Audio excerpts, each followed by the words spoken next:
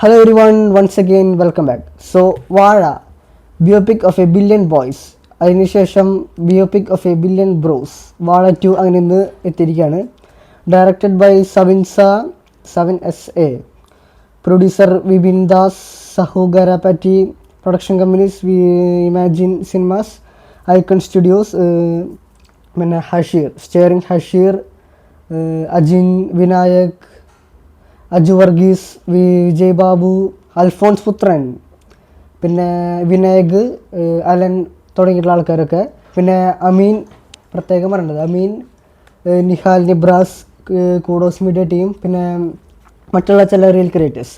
So ഈ ഒരു cinema എന്താ പറയുക, മൊത്തത്തിൽ ഇപ്പോൾ വാഴ സിനിമ നമ്മൾ കണ്ടുനോക്കിയറിയാം. വാഴ സിനിമ മെയിനായിട്ട് ചെയ്തതാണ് ആ ഒരു അജോ തോമസ്, മൂസ, അബ്ദുൽ കലാം തുടങ്ങിയ ആൾക്കാരൊക്കെ എന്താ പറയുക, നമ്മൾ സാധാരണ നമ്മുടെ ലൈഫിൽ ഉണ്ടാകുന്ന കഥകൾ ആ സിനിമയിൽ പറയുന്നത്. സോ ആ സിനിമയിൽ തന്നെ ഹഷീറൻ ടീമും അവരുടെ ഗ്യാങ്ങിനെ പറ്റിയും കാണിക്കുന്നുണ്ട്. അത്ര കുറേ സീൻസിലും അത്യാവശ്യം കുഴപ്പമില്ലാണ്ട് എന്താ പറയുക കാണിക്കുന്നുണ്ട്. അപ്പോൾ ഈ വാഴ 2 നോക്കുകയാണെങ്കിൽ മെയിനായിട്ട് ഹഷീർ ആൻഡ് ഗ്യാങ് തൂക്കിയെന്ന് നമുക്ക് പറയാം. ഹഷീർ ആൻഡ് ഗ്യാങ്ങിനാണ് മെയിൻലി ഈ സിനിമ ഫോക്കസ് ചെയ്തിട്ടുള്ളത്. അപ്പോൾ ആദ്യത്തെ ഭാഗത്തിൽ മറ്റുള്ള ടീംസിൻ്റെ എന്താ പറയുക, സ്കൂളിൽ ചേർത്തിയപ്പോൾ തൊട്ട് അതായത് നഴ്സറി തൊട്ടുണ്ടായ ഉണ്ടായ ഒരു ഫ്രണ്ട്ഷിപ്പും, പിന്നെ ആ ഫ്രണ്ട്ഷിപ്പ് എന്താ പറയുക, അതായത് ആ ഫ്രണ്ട്ഷിപ്പിലൂടെ പോകുന്നു. എന്താ പറയുക, ആദ്യം പ്രിൻസിപ്പളുടെ റൂമിലെത്തുന്ന ഓരോ കുസൃതിയും ഓരോ അടിപിടിയൊക്കെ കൂടിയിട്ട് എത്തുന്നു. പിന്നീട് അങ്ങോട്ട് എന്താ പറയുക, പ്രിൻസിപ്പളുടെ റൂമിൽ നിന്ന് എത്തി അവിടെ നിന്ന് പിന്നെ നേരെ പോലീസ് സ്റ്റേഷനായി. എന്താ പറയുക, അടിപിടിയും കൂടിയിട്ട് പോലീസ് സ്റ്റേഷനായി. പിന്നെ അവിടെ നിന്ന് പരീക്ഷയിൽ എങ്ങനെയെങ്കിലും എന്താ പറയുക സെറ്റാക്കിയിട്ട് പരീക്ഷയൊക്കെ ജയിച്ചിട്ട് എങ്ങനെയെങ്കിലും ജോലി സെറ്റാക്കുക, അല്ലെങ്കിൽ എന്താ പറയുക നാട്ടിൽ നിന്ന് തന്നെ പോവുക, UK, അമേരിക്ക എവിടേക്കൊക്കെ വിദേശത്ത് പോയി ജോലി എടുക്കുക, അല്ലെങ്കിൽ അവിടെ എന്താ പറയുക പാർട്ട് ടൈമായിട്ട് പഠിക്കുക, പിന്നെ പാർട്ട് ടൈമായിട്ട് ജോലിയും ചെയ്യാം, അങ്ങനത്തെ ഒരു സിസ്റ്റം. അപ്പോൾ അത് മെയിനായിട്ട് എന്താ പറയുക, ഫസ്റ്റ് വാഴയിൽ നോക്കുകയാണെങ്കിൽ അജോ തോമസ്, മൂസ അവരൊക്കെയാണ്. അപ്പോൾ ഈ ഒരു വാഴ 2 നോക്കുകയാണെങ്കിൽ ഹഷീറും ഗ്യാങ്ങുമാണ് ആ ഒരു ഇത് മെയിനായിട്ട് കൊടുത്തിട്ടുള്ളത്. ഇതിൻ്റെ മെയിൻ ഹൈലൈറ്റ്, അതായത് ഈ ഒരു സിനിമയിൽ എനിക്ക് മെയിനായിട്ട് ഏറ്റവും ഇഷ്ടപ്പെട്ട ഒരു സംഭവം എന്ന് പറയുന്നത് ഇതിൻ്റെ ക്ലൈമാക്സ് ആണ്. അതായത് വാഴ 2 വാഴ ഫസ്റ്റ് പാർട്ടിൽ അഭിനയിച്ച ആൾക്കാരുണ്ട്. അവരൊന്നും വാഴ 2 വരുന്നില്ല. അവരുടെ അച്ഛന്മാരായിട്ട് അഭിനയിച്ച കഥാപാത്രങ്ങൾക്ക് ചെറിയൊരു ക്യാമിയോ പോലെ വരുന്നുണ്ട്. പക്ഷെ വാഴ ഫസ്റ്റ് പാർട്ടിൽ അഭിനയിച്ച താരങ്ങൾ, അതായത് ഈ അജോ തോമസ്, പിന്നെ ഈ മൂസ, അബ്ദുൽ കലാം തുടങ്ങിയിട്ടുള്ള ടീംസിൻ്റെ ആ ഒരു എൻട്രി ഈ വാഴ 2 സിനിമയിൽ സെക്കൻഡ് ഹാഫിന്, അതായത് ശരിക്കും പറയുകയാണെങ്കിൽ കൂടുതൽ പറയുകയാണെങ്കിൽ ശരിക്കും പറഞ്ഞാൽ സ്പോയിലറാവും, പക്ഷേ എന്നാലും പറയണത് സെക്കൻഡ് ഹാഫിൽ അവരുടെ ഒരു എൻട്രി ഈ ഒരു സിനിമയിൽ, പ്രത്യേകിച്ച് സെക്കൻഡ് ഹാഫിൽ തന്നെ ഈ സിനിമയിൽ സെക്കൻഡ് ഹാഫ് കഴിഞ്ഞിട്ടുള്ള എൻട്രി, അതായത് സിനിമ അവസാനിക്കുള്ള ക്ലൈമാക്സുള്ള ആ ഒരു എൻട്രി ഈ ഒരു സിനിമ ശരിക്കും പടച്ചു വിട്ടിട്ടുണ്ട്, അത് കത്തിച്ചിട്ടുണ്ട്. തിയേറ്റർ എന്താ പറയുക മൊത്തത്തിൽ കുലുങ്ങിയെന്ന് തന്നെ പറയാം. അപ്പോൾ ഈ സിനിമ മൊത്തത്തിൽ സംഭവം ഞാൻ ആദ്യം പറഞ്ഞ പോലെ ഹഷീർ ടീംസ് തൂക്കി എന്ന് പറയാൻ പറ്റില്ല, പക്ഷെ അവർ ആണ് മെയിനായിട്ട് തൂക്കിയതെങ്കിലും സൈഡായിട്ട് നമ്മുടെ മറ്റ് ടീംസ് കൂടിയും ഈ ഒരു സിനിമ തൂക്കി വിട്ടിട്ടുണ്ട്. പ്രത്യേകിച്ച് അവർ ക്ലൈമാക്സ് കാണണം, അവരുടെ ഒരു എൻട്രിയും.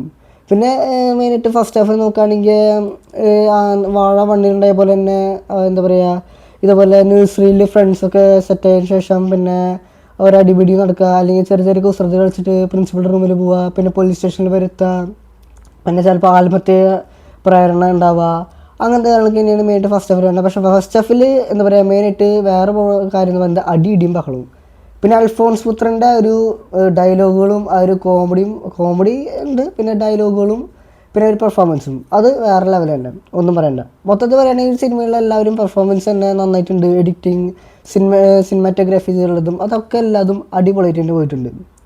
അപ്പോൾ മെയിനായിട്ട് പറയുകയാണെങ്കിൽ എന്താ പറയുക വാഴ 2 ഈ പറഞ്ഞ മാതിരി എന്താ പറയുക അടി പിടിയാണ്, അതായത് ഫുൾ അടിപിടി എന്നല്ല, ഒരു അടിപിടി കഴിഞ്ഞാൽ കുറച്ച് കഴിഞ്ഞ് പിന്നെ വേറെ എന്തെങ്കിലും കാരണത്താൽ 1-2 പേരായിട്ട് അടി ഉണ്ടാവുള്ളൂ, പിന്നെ അവസാനം അത് സ്കൂൾ ഗ്രൗണ്ടിൽ നിന്ന് മൊത്തം അടിപിടിയാവും. അതായത് ഓൾറെഡി ഒരു പ്രശ്നത്തിൽ പെട്ടിട്ട് ഒരു അടിപിടി നടന്നിട്ട് നമ്മൾ പ്രിൻസിപ്പളുടെ റൂമിൽ പോയിട്ട് പാരൻസൊക്കെ വിളിപ്പിച്ചിട്ട് ഈ പ്രിൻസിപ്പൾ ചീത്തയും തരുകയൊക്കെ പറയണ്ടാവും, അതായത് പാരൻസിൻ്റെ അടുത്ത്.